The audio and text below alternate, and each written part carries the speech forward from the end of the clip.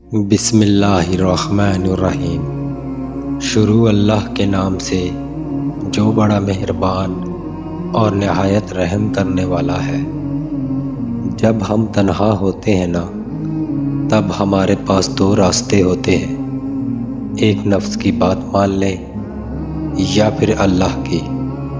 تنہائی میں ہم گناہ بھی کر سکتے ہیں یا عبادت بھی کر سکتے ہیں، ہم تھوڑی دیر کی لذت بھی پا سکتے ہیں یا ذکر اللہ سے سکون بھی۔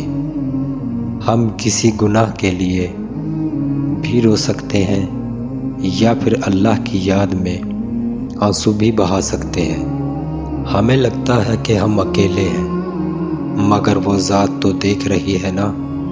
اس خالق کو پتہ ہے کون تنہائیوں کو گناہ سے بھر رہا ہے اور کون نیکیوں سے، کون اس کی ناراضگی کا مول لے رہا ہے اور کون رضا مانگ رہا ہے، کون اللہ کے سامنے کھڑا ہونے سے ڈر رہا ہے اور کون نہیں۔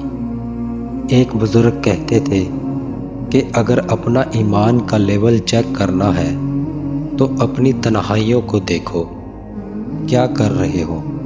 تنہائیاں پاک کر لو تو اللہ کی محبت اور رضا پا لو گے۔